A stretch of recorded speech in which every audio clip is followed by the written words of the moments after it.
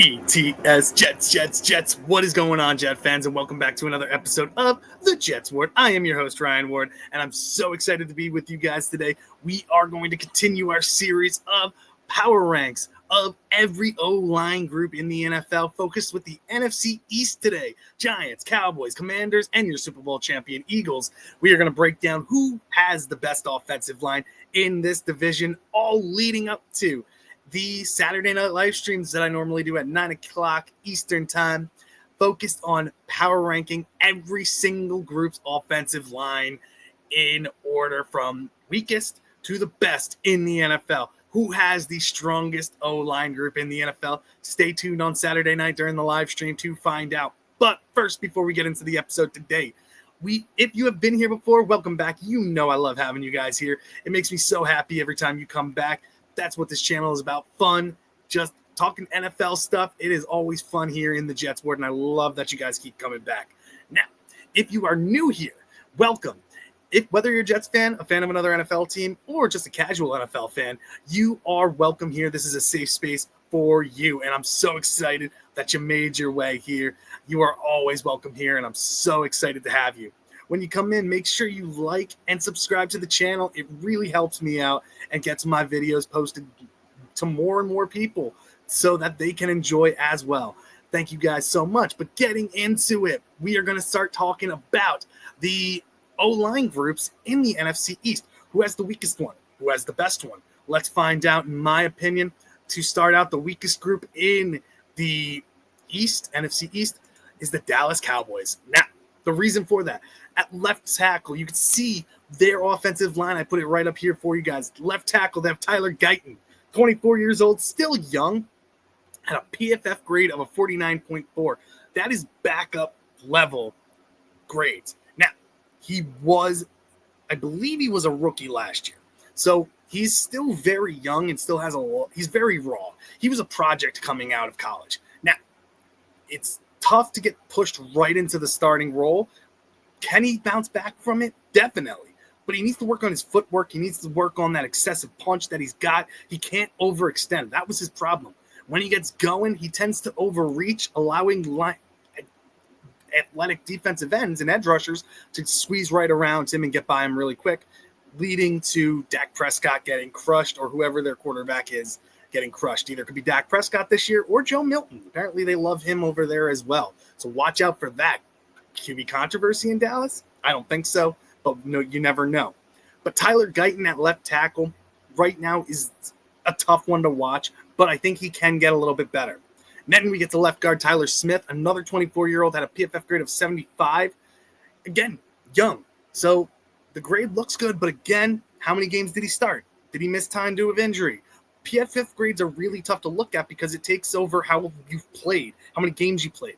If you played one game and had a fantastic game, you could have a really good PFF grade. Or if you played the whole season and had some rough weeks, you might have a lower PFF grade, but that doesn't really tell the whole story. Tyler Smith, I think he's a really good player. I think he's a solid athlete.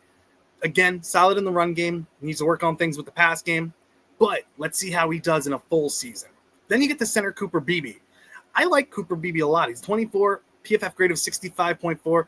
I really like him. I think he's going to be one of the better centers down the road.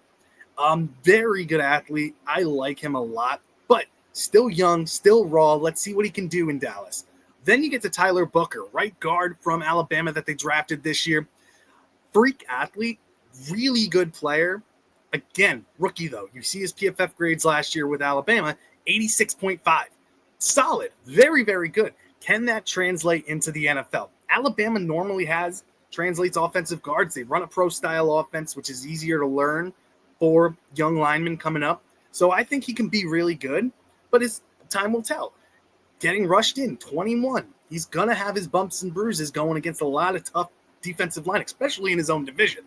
He's going to be going against Jordan Davis and from the Eagles and all these other guys from there as well. Going to be going against Kayvon Thibodeau, Carter, Brian Burns, Dexter Lawrence. He's going to be going against all these tough guys for the Giants. Then you get to the Commanders. They have a tough defense as well, and that's only talking about your division. There's a lot of players. Jalen Carter for the Eagles as well. Monster players here. So it's going to be rough for him. It's going to be a learning curve, but we'll see how he does. I think he can translate it to a very good guard. Then we get to the right tackle, Terrence Steele, the oldest one on the line, still young at 28. He had a 67 PFF grade last year. I think he's he's a very underrated right tackle. He's good. Not the best, not the worst. You can get a lot worse than him. Overall, I think he's a steady right tackle, solid player, will get the job done for you, a serviceable starter on that offensive line. So overall, Cowboys, I just think, have the weakest line in this group. Getting into the next one, I have the Commanders.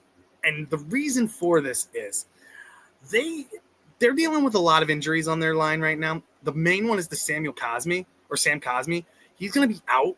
He got hurt in the playoffs last year and had a serious injury. So he's going to miss, I think, a majority of this season. I know he's definitely going to miss the beginning of the season, but that's going to be a big blow. He was their right guard. Now, looking at the offensive line, they traded for Laramie Tunsil. Definitely big upgrade, one of the better left tackles in football. He's been doing this a long, long time, ever since he was drafted by Miami, then getting traded to Houston, and now playing on his third team in the NFL, the Washington Commanders. Stability on that offensive line. He's 30 years old, but he's still doing really, really well. 76.1 PFF grade last year. Overall, great pass blocker, great run blocker. It's just a solid, like an overall awesome left tackle to have. Then you get to left guard, Nick Allegretti. 29 years old, PFF grade of a 61.7. Good.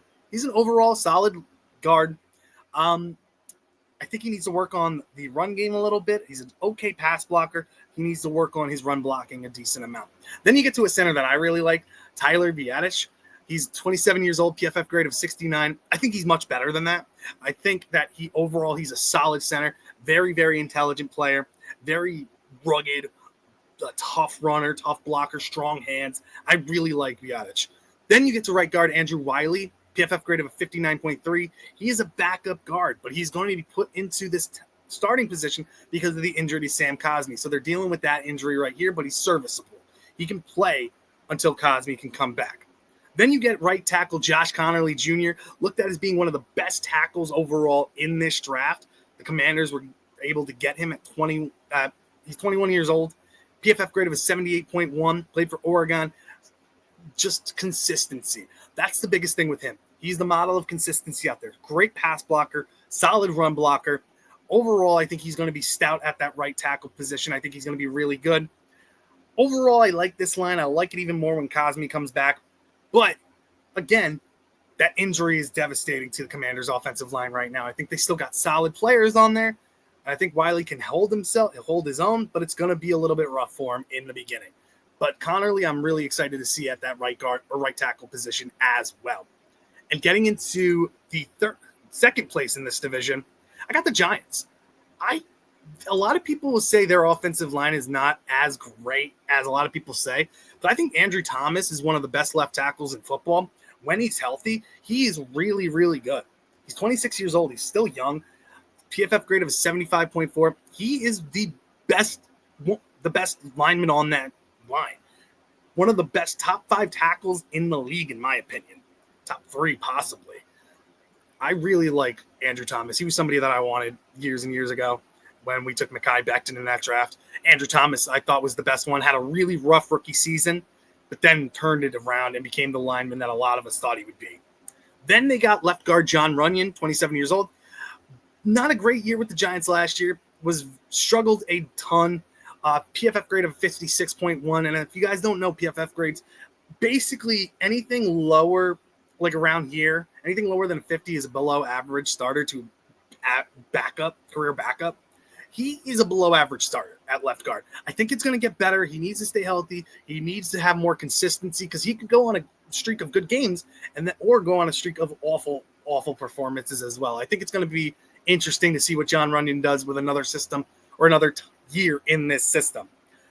Then they get to center John Michael Schmitz. I like John Michael Schmitz a lot. I think he's a very tough center, very, very strong guy, can get low, can hold his own, anchor down very, very well.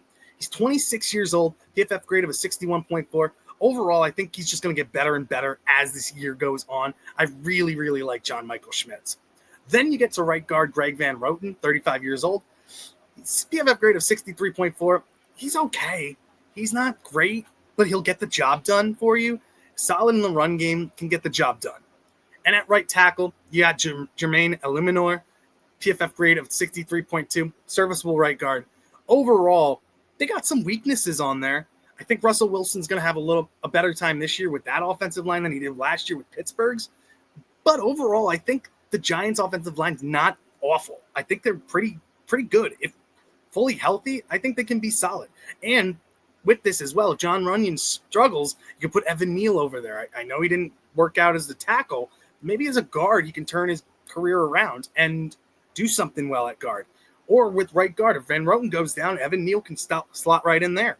So there's that as well. So don't count out Evan Neal either. I know he isn't really well liked by Giants fans at this point, but he's a serviceable backup and can maybe play better guard than he does tackle. But that's the Giants at ranked number 2 in this power ranking in that division, which leaves the Eagles as number 1, the best offensive line in that division. And what can you say about them? You look down this starting lineup, left tackle Jordan Mailata, 28 years old, PFF grade of a 95.8. Amazing player, probably the best left tackle in the league. Landon Dickerson at left guard, 79.2 PFF grade, strong player, one of the better left guards in football, 26 years old, still young and getting better. Then you get center Cam Jurgens, 25 years old, PFF grade of a 67.1, took over for Kelsey when Kelsey retired, and he came in and is doing a very, very good job for them. Love what he's doing for that Eagles, bringing stability to that offensive line. Then you get to the weak spot, right guard Tyler Steen at 25 years old, the PFF grade of a 40.6, taking over for Mekhi Becton, who was a stud at right guard last year for the Eagles. Can Steen hold up to that? I don't think so. Maybe they look for another replacement in free agency. There are still some linemen out there, Brandon Sheriff maybe, who can come in and be a solidified starter on that right guard position. And then at right tackle, you got one of the best to ever do it, Lane Johnson, 35 years old, PFF grade of an 85.4, still getting it done at his age. Still overall just the best offensive line and possibly looked at as a top 5 offensive line in this league. I really love what they've got on their team. Can Tyler Steen step up and be as good as what Becton did or close to it? Hopefully, that's what they're hoping for. But if not, Brandon Scherf's still out there and might take a 1-year deal to try to win a Super Bowl at the end of his career, because who's better to go to than the Super Bowl champions who have a lot of great pieces still and haven't really lost much. And if anything, improved, especially in that defensive backs core. So right now, Eagles are my number 1 in the NFC East and could be a top 5 for my overall power rankings. I got to look through it, guys. It's tough to power rank these guys. You've heard me say it in past live streams. But overall, I really love what the Eagles have done here. Could they improve right guard position? Yeah, we'll see if they do. Training camps are coming up, and cuts are going to have to be made. There could be some great linemen cut from their teams just because of stability or how many people they have on that line, younger players. So watch out for moves to be made. Howie Roseman does amazing work over there for the Eagles, and I'm sure he's cooking up something over there. So this is my power rankings for the NFC East. Let me know what you guys think down in the comments. Make sure to like and subscribe to this. If you think I got it right, make sure you comment down below. I'd love to hear what you guys think. If you think I missed anything, if you think I ranked people too high or too low, let me know down in the comments. I would love to hear from you guys. I hope to see you on Saturday night as well for the live stream. And I hope you all have a fantastic rest of your night. Thank you so much for joining me in the Jets Ward. Thank you guys, and I'll see you in the next one. Bye, guys. Thank you.